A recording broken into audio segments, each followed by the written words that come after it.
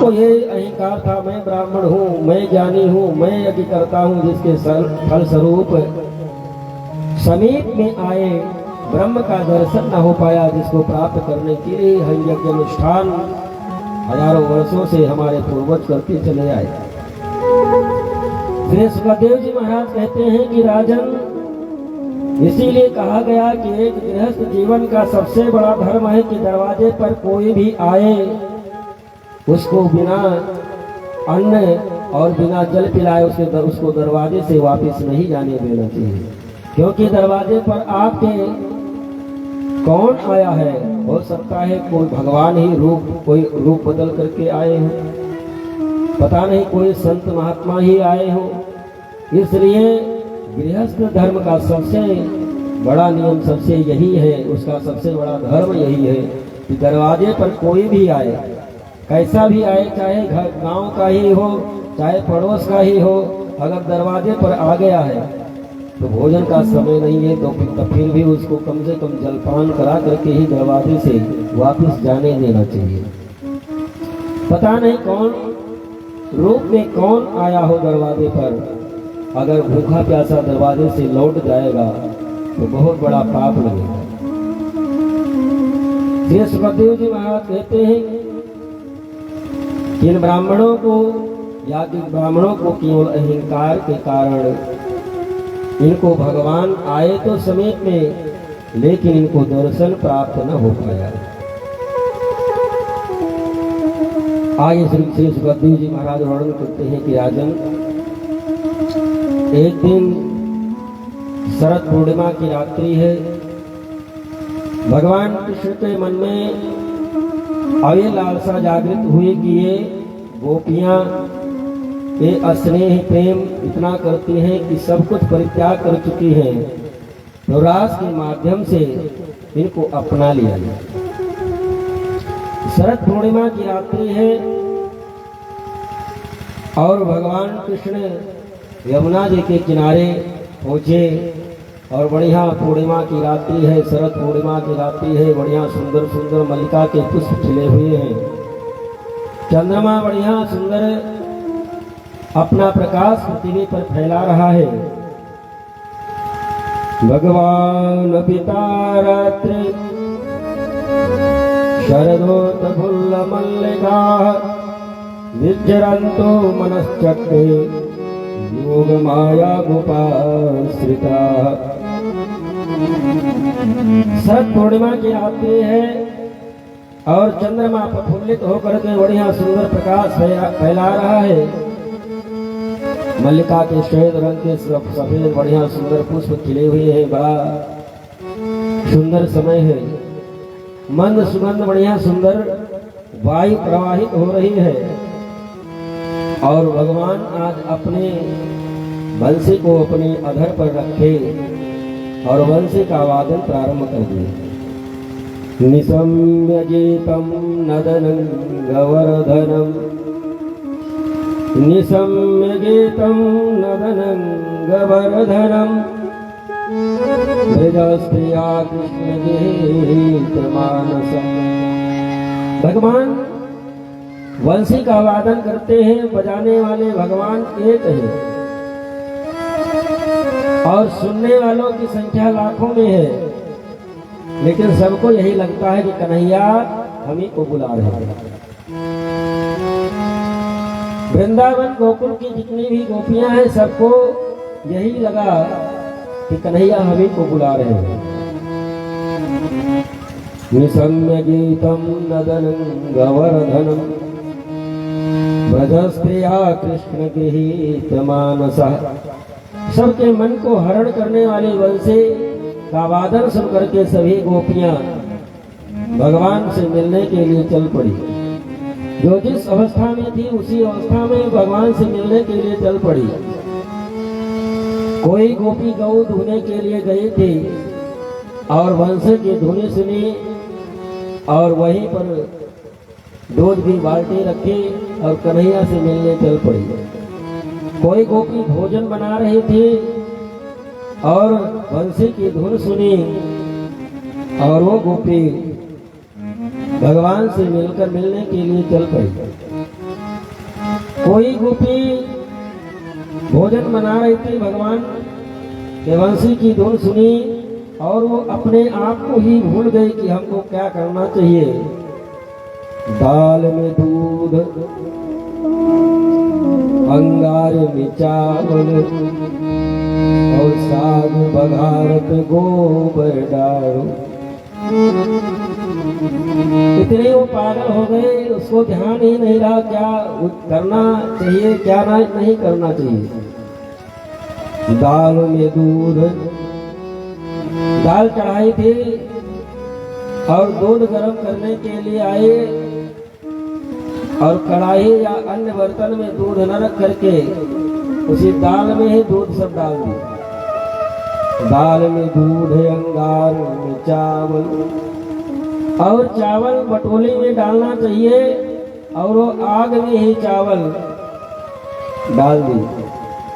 साग बघारत गोबर डारो और खीर में नून मिलाए गए और पानी मांगते पात्र बीमारू। ऐसी गोपियां पागल हुई कन्हैया से मिलने के लिए। एक गोपी चलने के लिए तैयार हुई, उसके पति ने कहा कि हम जाने नहीं देंगे, ले जाकर के कमरे में बंद करके बाहर से ताला लगा दिया। गोपी ने कहा कि तुमको इस शरीर से प्रेम है और इस शरीर में छोड़ करके जा रही हूँ, नमक लगा करके चाटो। और शरीर छोड़ करके कन्हैया से मिलने के लिए चल पड़ी।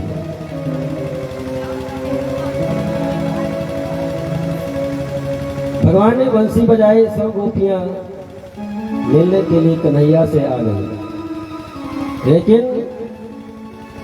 सबसे पहले समझना होगा ये सब गोपी हैं कौन। क्या वृंदावन गोकुल के 16 वर्ष 9 युवतियों को गोपी कहते हैं? ये सब गोपियां कोई वृंदावन गोकुल की 16 वर्ष की 9 युवतियां नहीं है जिनको गोपी कहा जाता है।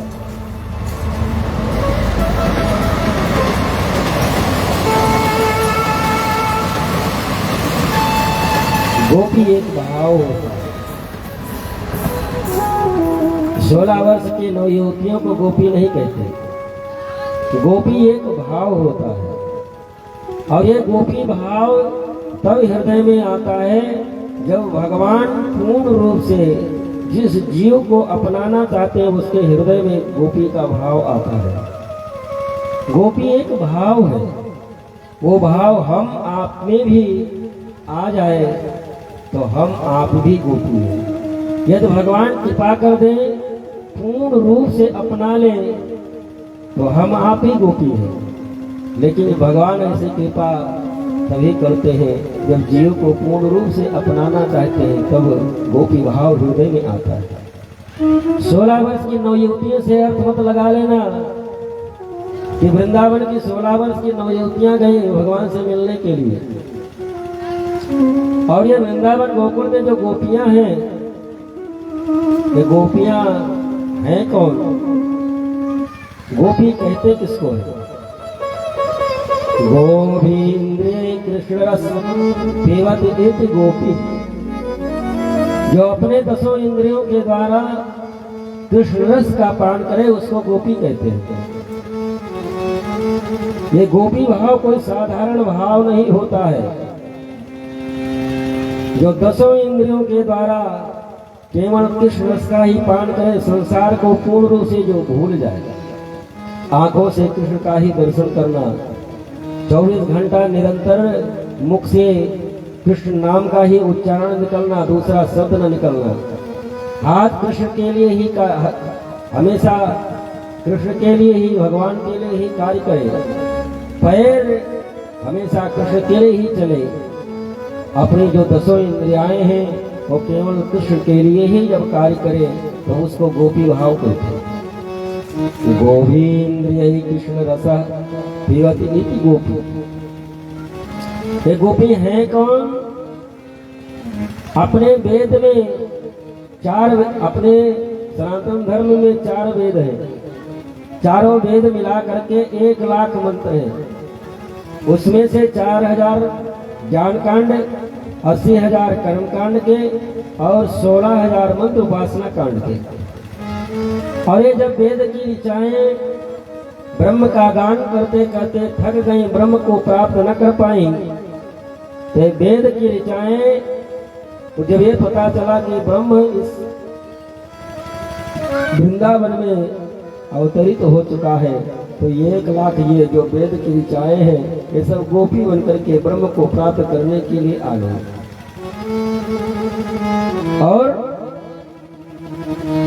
और कौन गोपी बन करके आए हैं? श्रुति रूपा। जो ये श्रुतियां हैं ये भी भगवान का गान करते करते थक गई, भगवान को प्राप्त न कर पाई, एक झलक प्राप्त न कर पाई, तो ये सब गोपी बन करके आ गए। श्रुति रूपा, मुनि रूपा। जो ऋषि मुनि हजारों वर्ष कठिन तपस्या करते करते शरीर छूट जाता, पुनः जन्म लेते और पुनः तपस्या करते, कई जन्म उनका बीत गया, तब करते करते भगवान का आराधना करते करते जब भगवान को प्राप्त न कर पाए वो मुनि लोग, तो वो सब उनको जब ये पता चला कि वृंदावन में हमारे कन्हैया ने अवतार ले लिया है, तो सब ऋषि मुनि गोपी बन करके वृंदावन में आ गए। श्रुति रूपा मुनि रूपा साधन सिद्धा। जो साधना के द्वारा भगवान को प्राप्त करना चाहते थे लेकिन भगवान को प्राप्त न कर पाए, तो साधन सिद्ध ऋषि मुनि वो सब वृंदावन में गोपी बन करके आ गए। साधन सिद्धा स्वयं श्रद्धा दैत्य कन्या। जब भगवान वामन रूप धारण करके गए, वामन रूप भगवान का देख करके दैत्य कन्याएं भी भगवान पर मोहित हो गई और भगवान का स्पर्श करना चाहिए, लेकिन उस समय वो भगवान का स्पर्श न कर पाई और वो दैत्य कन्याएं सब गोपी बनकर के वृंदावन में आ गई। श्रुति रूपा मुनि रूपा साधन सिद्धा स्वयं सिद्धा दैत्य कन्या मत्स्य कन्या। भगवान ने जब मत्स्य अवतार धारण किया तो जो मत्स्य कन्याएं थी वो भी भगवान को प्राप्त करना चाहती थी लेकिन प्राप्त न कर पाई, तो वो भी वृंदावन में वो भी गोपी बन करके आई। ये गोपियां एक कोई साधारण 16 वर्ष की नवयुवतियां नहीं है, ये मत समझना। सब भगवान से मिलने के लिए भगवान ने बंसी का वादन किया। बजाने वाले एक हैं, सुनने वाले की संख्या लाखों थी। सबको लगा कि कन्हैया हम ही को बुला रहे हैं। सब गोपियां आज भगवान से मिलने के लिए आ गई। जब सब गोपियां आ गए तो सबसे पहले तो भगवान स्वागत करते हैं।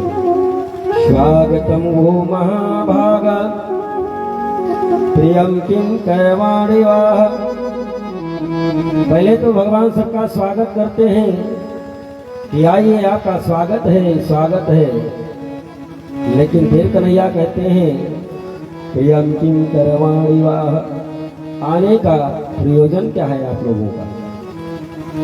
आप किसी के दरवाजे पर जाएं, आपको कोई बुलाए और आप उसके दरवाजे पर पहुंच जाएं और पहले आपका स्वागत करें और उस स्वागत करने के बाद में कहे भैया आप क्यों आए हैं हमारे यहाँ, ये कैसा लगेगा? गोपियों ने मन में विचार किया कि पहले तो ये बुलाते हैं, आए तो स्वागत करते हैं और अब पूछ रहे हैं आप लोगों के आने का कारण क्या है। ब्रजस्यानमयं कच्चित् ब्रूता आगमन कारणम। बताइए तो आप लोगों के आगमन का कारण क्या है, क्यों आई हो यहाँ पर? रजन्य ऐसा घोर रूपा। ये रात्रि का समय और रात्रि में, और वो भी घोर रात्रि, और उसमें एक घर से बाहर निकलना ये तुम लोगों के लिए ठीक नहीं है। रजन्य ऐसा घोर रूपा घोर सत्ता निसेविता और प्रतियातम ब्रजम्ने हम अस्थेयम स्त्री विषुमध्यमा। स्त्रियों के लिए रात्रि में अकेले निकलना उचित नहीं है। और वैसे भी स्त्रियों को अकेले कभी चाहे दिन हो या रात हो अकेले निकलना भी नहीं चाहिए। राम ने केवल सीता जी को कुछ क्षणों के लिए अकेला छोड़ा और रावण हरण करके लेकर के चला गया। भगवान कहते हैं कि अकेले वैसे भी स्त्रियों को बाहर घर से निकलना नहीं चाहिए, और तुम लोग अकेले आई हो वो भी रात्रि में, ये उचित नहीं है। अच्छा आज शरद पूर्णिमा की रात्रि है, इसलिए यमुना जी के दर्शन करने और आनंद लेने के लिए आई हो। दृष्टम वनम कुसुमितम राकेश कर रंजितम। ठीक है, अब आप लोगों ने शरद पूर्णिमा की रात्रि का आनंद ले लिया, यमुना जी का दर्शन कर लिया। अब अपने अपने घर को आप लोग जाओ। गोपियां सब शांति पूर्वक सुन रही हैं, कन्हैया बोलते जा रहे हैं, गोपियां कुछ बोल नहीं रही। भगवान कहते हैं कि देवी गोपियों, आप लोग अपने पति को छोड़ करके आई हो, तो तुम लोगों ने उचित नहीं किया, क्योंकि पति कैसा भी हो उसका परित्याग करना सबसे बड़ा अपराध है। दूशीलो दुर्भगो वृद्धो जड़ो रोग घनो विवाह। पति कैसा भी हो, यदि मान लीजिए वो दरिद्र हो गया हो और दुर्भाग्यवश उसकी धन संपत्ति सब कुछ नष्ट हो गई हो, रोग के कारण वो वृद्ध हो गया हो, रोग के कारण उसकी मंद बुद्धि हो गई हो, जड़ बुद्धि हो गई हो, रोगी हो गया हो और उसकी धन संपत्ति समाप्त हो गई हो, ऐसे भी पति का परित्याग करना ये बहुत बड़ा अपराध है। तुम लोग अपने पति के बिना आज्ञा के आई हो रात्रि में, तुम लोगों को तो नरक जाना पड़ेगा। भगवान गोपियों को समझा रहे हैं, उपदेश दे रहे हैं कि एक पत्नी के लिए उसका पति ही सर्वस्व होता है। एक पत्नी के लिए उसका पति ही सर्वस्व होता है। भर्ता देव, यदि पति है तो उसको किसी देवता की पूजा करने की आवश्यकता नहीं है, क्योंकि उसके पति के चरणों में ही सभी देव समाहित रहते हैं। भर्ता देव, यदि उसको कोई व्रत अनुष्ठान पूजा पाठ करने की आवश्यकता नहीं है, यदि वो अपने पति के चरणों की सेवा करती है तो। भर्ता देव गुरुर भर्ता, और पति जब तक जीवित है उसको गुरु करने की आवश्यकता नहीं है, अपने पति को ही गुरु मान करके उसके चरणों की सेवा करे। भर्ता देव गुरुर भर्ता, और धर्म तीर्थ, जब तक पति है तब तक उसको कहीं तीर्थ यात्रा करने की जरूरत नहीं है। अपने पति के चरणों की सेवा करते हुए सभी तीर्थों का फल अपने पति के चरणों की सेवा करके वो प्राप्त कर सकती है। और व्रतानिचा, कोई भी व्रत अनुष्ठान उसको करने की आवश्यकता नहीं है यदि वो अपने पति की सेवा कर रही है। और भगवान कहते हैं कि यदि स्त्रियों को कोई धर्म, व्रत, पूजा पाठ या कोई तीर्थ यात्रा या कोई धार्मिक कार्य करना है, और यदि वो अपने पति के आज्ञा के बिना करती है, तो उसका वो किया कराया सब धर्म कर्म सब निष्फल हो जाता है। उसको कुछ भी यदि करना है, व्रत करना है, अनुष्ठान करना है, कहीं तीर्थ यात्रा जाना है, कोई दान करना है, तो सबसे पहले अपने पति से आज्ञा ले, और यदि वो आज्ञा देते हैं करने के लिए, तब जब वो व्रत अनुष्ठान पूजा पाठ करती है तब उसको उसका फल मिलेगा। भगवान कहते हैं कि देवियों, तस्मात् सर्वं परित्यज्य पतिमि एकम समर्चयेत्। एक स्त्री के लिए उसका पति ही सर्वस्व है, उसका पति, उसके पति अपने पति की सेवा करती है यदि, तो उसको धर्म, व्रत, पूजा पाठ, गुरु और देव की पूजा करने की कोई जरूरत नहीं है। यदि कोई स्त्री पातिव्रत धर्म पालन करते हुए इस प्रकार से यदि अपने पति की सेवा करती है, तो पितृवंश्या, मातृवंश्या, पतिवंशत्रयः त्रयः।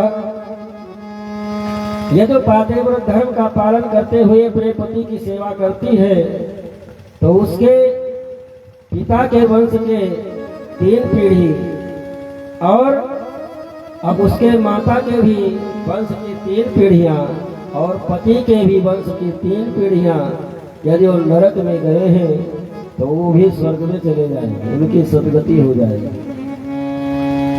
पितृवंश्याः, मातृवंश्याः, पतिवंशस्य त्रयः त्रयः, पतिव्रतायां पुण्येन स्वर्गे सौख्यानि भुञ्जेत। भगवान कहते हैं कि पातिव्रत धर्म का पालन जो स्त्री करती है, तो पति का किया हुआ जितना भी सत्कर्म होता है, पत्नी को आधा वैसे ही मिल जाता है, उसको करने की क्या जरूरत है। पति कोई भी सत्कार करता है, सद्धर्म करता है, पूजा पाठ करता है, कोई धार्मिक अनुष्ठान करता है, तो सारे धर्मों का आधा हिस्सा पत्नी को तो वैसे ही मिल जाता है, क्योंकि उसको धर्म पत्नी कहा गया है। धर्म पत्नी कहा गया है, इसलिए जो भी पति धर्म करता है उसमें से आधा तो उसको मिल ही जाता है। कोई ऐसा नहीं करता कि हमारी ये अधर्म पत्नी है। धर्म में तो उसका आधा बंटवारा होता है, आधा उसको मिलेगा, लेकिन यदि आप पाप करते हैं तो पूरा पूरा आपको भोगना पड़ेगा। लेकिन यदि स्त्रियां कोई धर्म कर्म पूजा पाठ करती हैं, तो उसका 1 भी % पतिदेव को नहीं मिलेगा, और यदि उनके द्वारा कोई अधर्म हो गया तो उसका आधा उसके पति को भोगना पड़ेगा। यदि उनके द्वारा अधर्म हुआ तो उसका आधा हिस्सा उसके पति को भोगना पड़ेगा। इसीलिए स्त्रियों को कहा गया है कि वो पातिव्रत धर्म का पालन करें, और यदि ऐसा नहीं करती हैं तो युवा अवस्था में ही विधवा हो जाती है, और वैधव्य जीवन कितना कष्टमय होता है, तो जिसका ऐसा हुआ होगा वही जानता होगा। इसलिए स्त्रियों से कहा गया, भगवान कहते हैं कि स्त्रियों को पाप कर्म से बहुत बचना चाहिए, अपने पति को ही सर्वस्व माने और पति की सेवा करें, तो अपना भी कल्याण है और अपने पति की भी आयु को बढ़ाती है, क्योंकि अधर्म करेंगे पति पर जाएगा, पति की आयु घटेगी।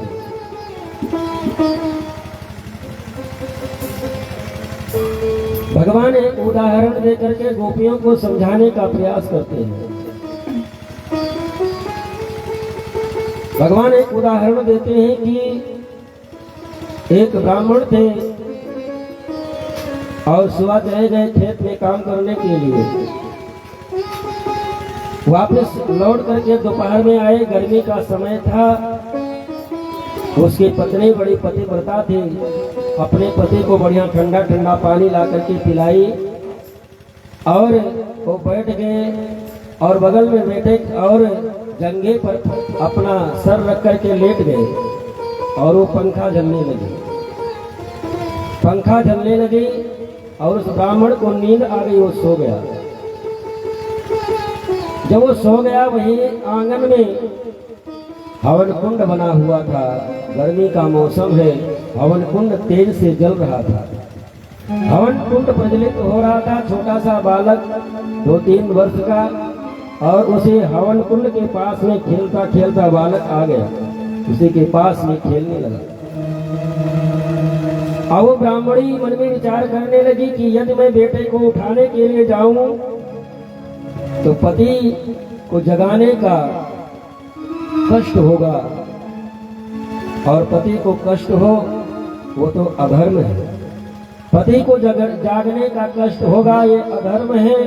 और वो ब्राह्मणी बेटे को उठाने के लिए नहीं गई और वो बेटा खेलते खेलते कुछ क्षणों के बाद में उसी अग्नि कुंड में गिर गया। एक आध 2 घंटा बीता, पति की आंख खुली तो उठ करके जब बैठे और ब्राह्मणी जब जा करके देखती है तो बालक उसी जलते हुए हवन कुंड में खेल रहा है और हाथ से उस बालक को बाहर निकाल लेती है। कन्हैया कहते हैं गोपियों पातिव्रत धर्म का ये प्रभाव है कि अग्नि भी उसके लिए शीतल हो जाता है। उस ब्राह्मणी का बालक प्रज्वलित अग्नि में खेलता रहा, उसके ऊपर अग्नि का कोई प्रभाव न पड़ा।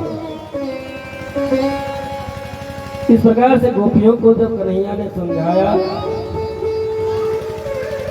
तो गोपियों ने मुस्कुरा करके कन्हैया से कहा, कन्हैया कि आप जो उपदेश दिए, जो ज्ञान दिए, ये मैं भी जानती हूँ, क्योंकि ये गोपियाँ कोई साधारण गोपी तो है नहीं, सब ऋषि मुनि वेद पुराण शास्त्र की सब ऋचाएं ही हैं।